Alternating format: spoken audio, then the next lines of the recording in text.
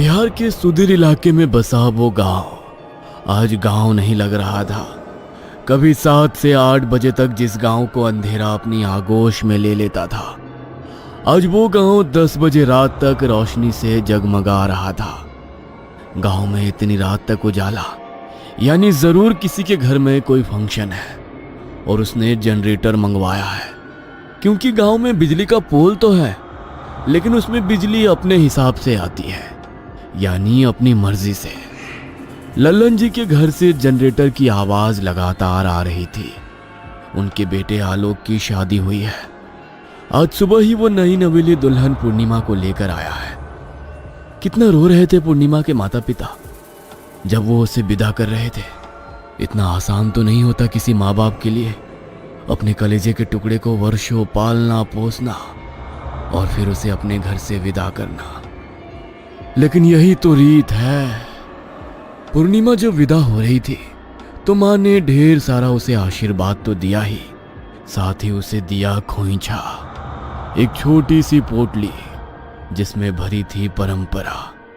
जब पूर्णिमा छोटी थी और अपने ननिहाल जाया करती थी तो वो अक्सर देखा करती थी कि उनकी नानी पूर्णिमा की माँ को खोइछा दिया करती थी, जो उसकी माँ अपने आंचल में बांध लेती थी।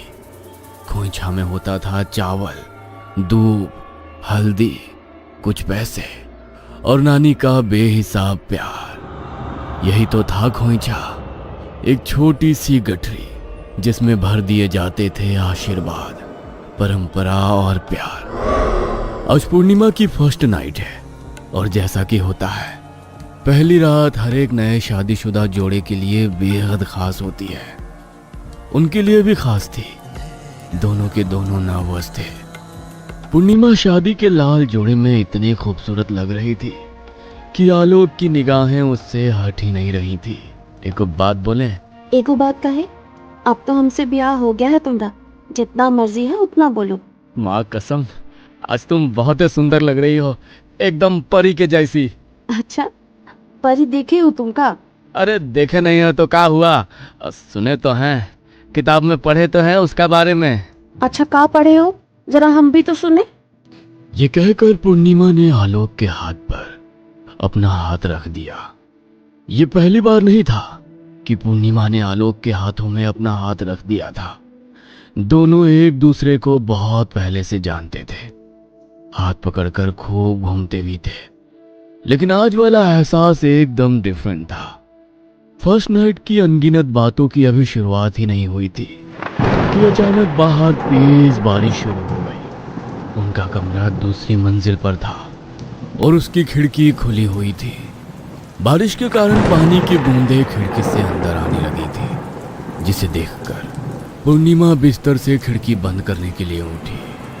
वो खिड़की बंद कर ही रही थी, तभी उसकी नजर खिड़की के बाहर गई और उसने खिड़की के बाहर जो देखा, उसे देखकर उसके चेहरे का रंग पूरी तरह बदल गया। उसकी नजर एक लड़की पर गई जो हवा में उड़ रही थी। उसके बाल खुले हुए थे जो उसके चेहरे तक आ रहे थे, जिससे उसका चेहरा ढक गया था।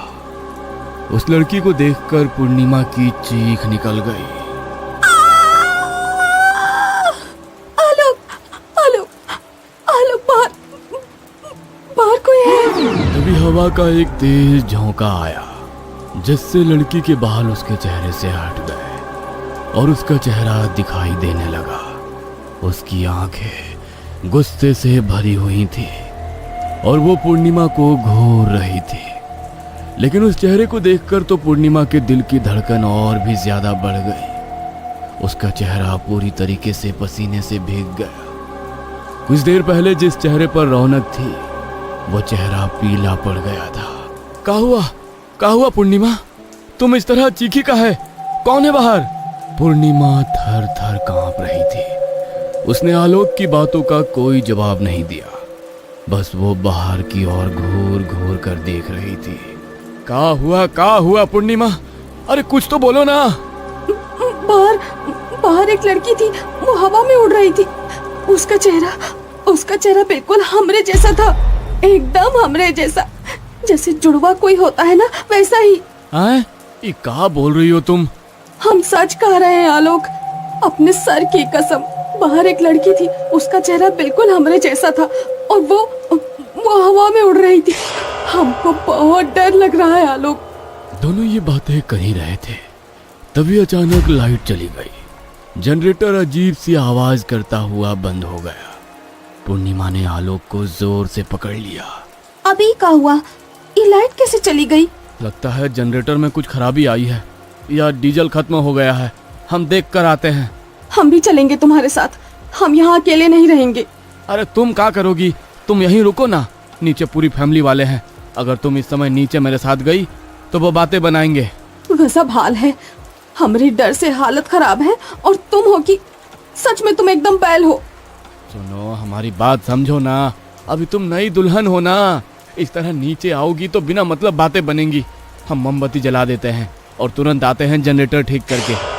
आलोक ने मोमबत्ती जलाई और नीचे चला गया। पूर्णिमा बेचारी डर के मारे चुपचाप बैठी रही और मोमबत्ती को निहारती रही। आलोक नीचे जनरेटर के पास गया जो बंद पड़ गया था। आलोक के पिता समेत घर के कुछ लोग भी वहां खड़े थे। जनरेटर में डीजल शाम को ही डाला गया था, इसलिए उसके खत्म होने का सवाल ही नहीं था।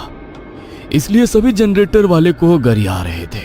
हम कहे थे ना तुमको कि नागेंद्रवा का जनरेटर मत लो भाड़ा पर तुमको ही खुजली मची थी। ओ बाबूजी। का बाबूजी?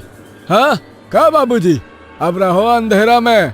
तुम ही बोलो, अच्छा लगता है शादी के घर में इतना अंधेरा?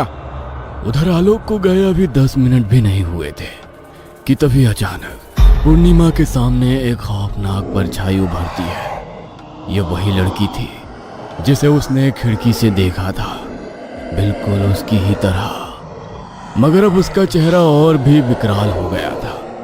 उसकी आंखों से खून बह रहा था और उसके होठों से भी खून निकल रहा था।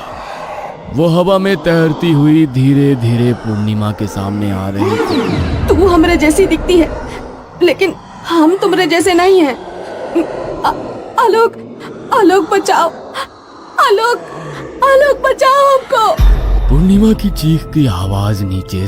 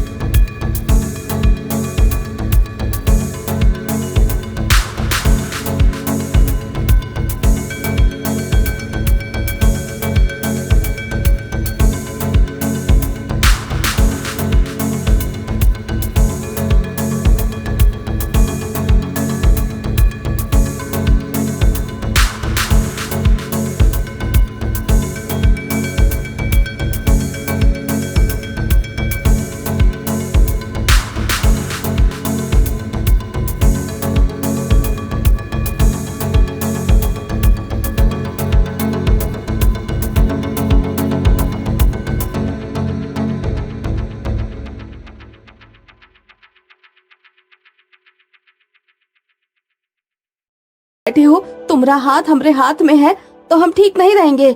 ऐसा फालतू सवाल हमसे मत पूछा करो। बाप रे, इतना गुस्सा।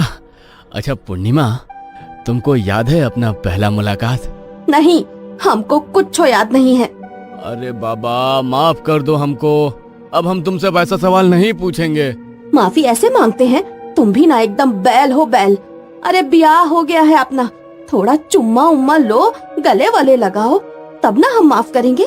पूर्णिमा की बातों को सुनकर आलोक के चेहरे पर हंसी आ गई और वो पुराने दिनों की याद में खो गया। आलोक अपनी नई हीरो होंडा मोटरसाइकिल से गांव से शहर की ओर जा रहा था। शहर के कॉलेज में उसका एडमिशन हो गया था। उसकी बाइक अब गांव को शहर से जोड़ने वाली सड़क पर आ चुकी थी। जैसे ही वो सड़क पर पहुंचा, उसने देखा कि गांव की अस्थाई से बस स्टैंड पर एक खटारा बस खड़ी है, लाल रंग की बस। गांव के लोग अक्सर उसी बस से शहर जाते थे, क्योंकि वही एक बस थी जो उसके गांव से होकर गुजरती थी। तभी उसने देखा कि एक बहुत ही सुंदर लड़की अपने पिताजी के साथ भागी भागी बस की ओर आ रही थी। क्या नैन नक्श थे उसके। आलोक पहली बार में ही उस लड़की पर फिदा हो गया था। वो उस लड़की को घूर ही रहा था कि वो अपने पिता के साथ बस में सवार हो गई। बस तुरंत ही वहां से चल दी। ये आलोक और पूर्णिमा की पहली मुलाकात थी। पूर्णिमा ने तो आलोक को नहीं देखा था, लेकिन आलोक की आंखों में उसकी तस्वीर बस गई थी। 3 दिन आलोक उसी लड़की के ख्वाब में खोया रहा। वो किसी भी तरह उससे मिलना चाहता था। चौथे दिन जब वो अपने कॉलेज की पहली क्लास में पहुंचा तो उसने देखा वही लड़की, वही शांत चेहरा, वही आंखें। वो क्लासरूम की दूसरी कतार में बैठी थी। आलोक की सांस जैसे थम सी गई। वो लड़की जिसे उसने बस के दरवाजे पर देखा था, अब उसकी जिंदगी के दरवाजे पर खड़ी थी। उसका नाम था पूर्णिमा। दिल की धड़कनों ने तो जैसे तालियां बजानी शुरू कर दी थी। पहले दिन की हाजिरी में जब उसका नाम पुकारा गया, पूर्णिमा मिश्रा। अब दोनों एक ही क्लास में थे।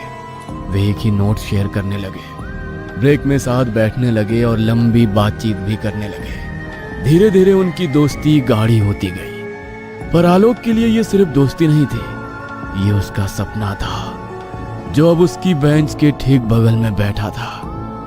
आलोक पूर्णिमा के प्यार में पूरी तरह डूब गया था, लेकिन उसे इस बात का डर था कि अगर उसने अपने प्यार का इजहार कर दिया तो कहीं पूर्णिमा कुछ गलत ना समझ बैठे। लेकिन कहे बिना वो रह भी नहीं पा रहा था। खैर, कॉलेज बंद होने के एक दिन पहले की बात है। आलोक खामोश सा कॉलेज के कैंपस में बैठा वहां की दीवारों को घूर रहा था। तभी वहां पूर्णिमा आई। उस दिन पूर्णिमा ने आलोक से जो कहा, उसे सुनकर उसकी आंखों में चमक आ गई। क्या हुआ? क्या सोचने लगे? कोई दिक्कत हो तो मना कर दो, हम अकेले चले जाएंगे। अरे ये क्या कह रही हो? अब पगला गई हो का? हमको क्या दिक्कत होगा तुमको तुम्हारा गांव छोड़ने में? छोड़ देंगे। दोनों अपने अपने गांव की ओर निकल पड़े थे, जो अगल बगल ही थे।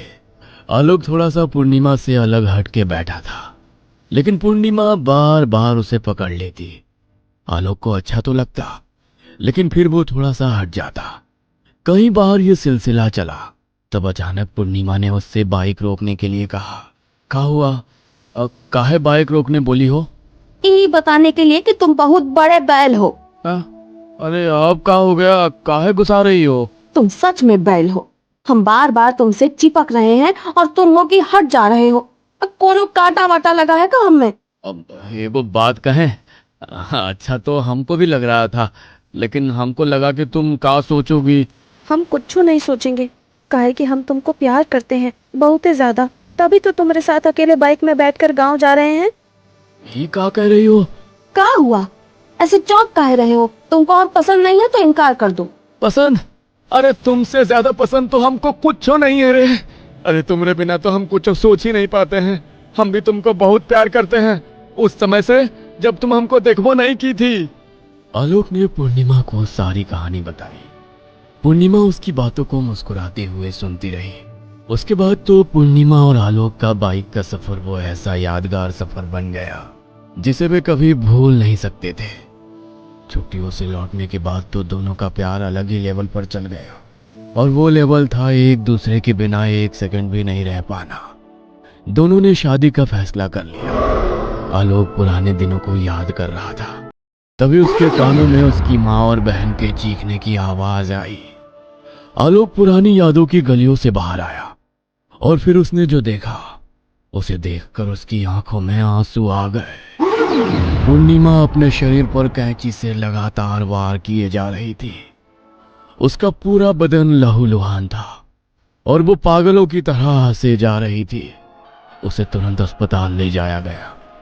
पूरे 1 सप्ताह बाद वो अस्पताल से डिस्चार्ज होकर आई, लेकिन अब वो पूरी तरह शांत रहती। ना कुछ खाना, ना कुछ पीना। पूर्णिमा के माता और पिता कई बार उसे देखने के लिए आए। वे उसे समझाते, लेकिन वो बस खामोश रहती और अपने कमरे की छत की ओर घूरती रहती। ऐसा लगता कि कोई कमरे की छत पर बैठा है। पूरे गांव में पूर्णिमा की ऐसी हालत की खबर फैल चुकी थी। आलोक के माता पिता ने तांत्रिक का भी सहारा लिया, झाड़ फूंक भी करवाया गया, लेकिन कोई नतीजा नहीं निकला। आलोक पूरी तरह टूट गया था। वो बस किसी तरह पूर्णिमा को फिर से पहले की तरह देखना चाहता था, लेकिन ऐसा संभव नहीं हो पा रहा था। वो बेचारा रात दिन रोता रहता। वो पल पल अपनी प्रेमिका, जो अब उसकी पत्नी भी थी, उसको तिल तिल कर मरते हुए देख रहा था। पूर्णिमा की माता पिता की आंखें भी हमेशा भरी रहती। एक रात की बात है, वे दोनों गहरी नींद में थे। तभी उन्हें एहसास हुआ कि पूर्णिमा वहां आई है और उनसे रोते हुए कह रही है, बाबूजी, अम्मा, हमको बचा लो, हमको जीना है, हमको मरना नहीं है, हमको हमारे आलोक के साथ खुशी खुशी रहना है। ए अम्मा, ए बाबूजी, कुछ करिए ना। बचपन में हमको कुछ होता था तो आप लोग हर वो कुछ करते थे जिससे हम ठीक हो जाते। अब काहे नहीं कर रहे हैं? हाँ, बोलिए ना, हमको बचा लीजिए ना, नहीं तो वो हमको मार देगी। वो हमरे जैसी दिखती है बाबूजी, वो हमरे जैसी दिखती है अम्मा। रात के 2:30 बज रहे थे। पूर्णिमा की माँ और बाबूजी अपनी बेटी के लिए बहुत ही परेशान थे। उनकी शादी के 10 साल बाद पूर्णिमा का जन्म हुआ था। ना जाने कितनी मन्नतें, कितनी दुआएं उसके माँ बाप ने एक औलाद के लिए मांगी थी। बहुत ही लाड़ प्यार में पली थी वो।